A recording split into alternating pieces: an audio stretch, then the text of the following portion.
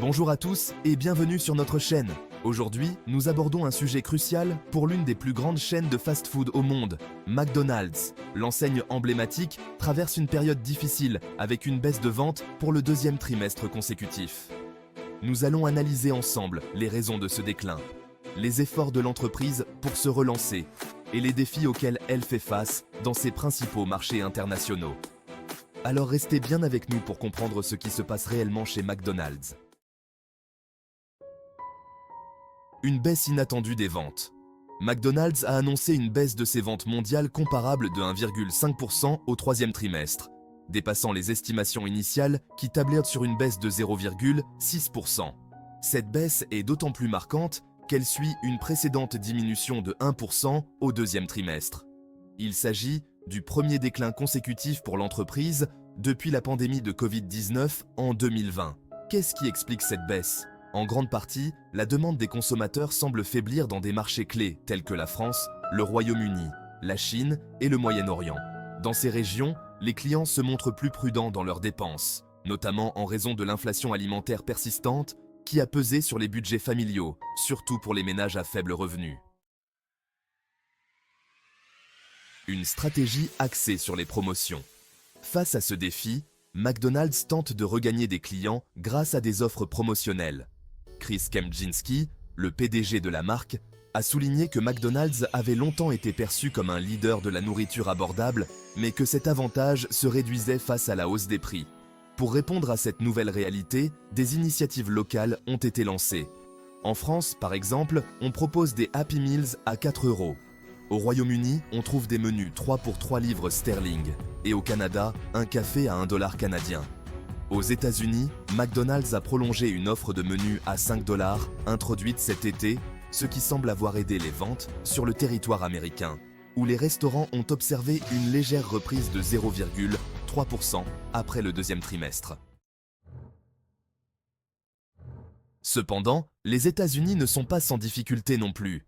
Un récent scandale lié à une contamination par E. coli a assombri les espoirs de relance de McDonald's.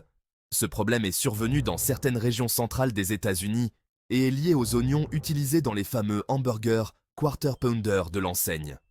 Malheureusement, plus de 70 personnes ont été infectées et l'incident a même entraîné un décès. En réponse, McDonald's a cessé de s'approvisionner auprès du fournisseur d'oignons incriminé situé dans le Colorado et a temporairement arrêté la vente des Quarter Pounders dans les régions affectées.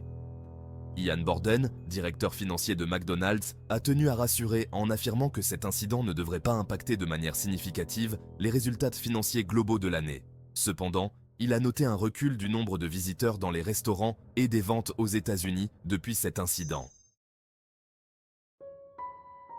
Sur le plan international, McDonald's connaît également des défis majeurs. Les ventes comparables dans les marchés internationaux où la chaîne est directement impliquée ont chuté de 2,1%, avec une baisse particulièrement marquée en France et au Royaume-Uni. Dans les marchés sous licence internationale, la baisse est encore plus importante avec une diminution de 3,5%. McDonald's attribue en partie cette baisse à la guerre au Moyen-Orient ainsi qu'à la baisse de la consommation en Chine, bien que l'activité en Amérique latine continue de progresser. Pour raviver l'intérêt des consommateurs, McDonald's a également lancé une nouvelle campagne de produits dérivés, notamment des collections de verres dans plus de 30 pays depuis le mois d'août.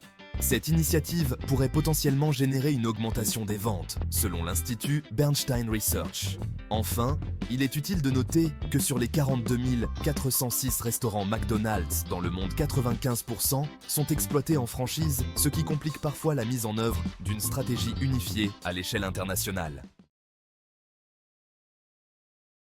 En conclusion, McDonald's se trouve actuellement dans une position délicate. Entre la baisse de la demande, l'inflation des prix des denrées alimentaires et les scandales sanitaires, la marque doit redoubler d'efforts pour conserver sa clientèle et protéger son image. Elle espère que ses stratégies de promotion ciblée et ses initiatives marketing permettront de remonter la pente, mais l'avenir demeure incertain.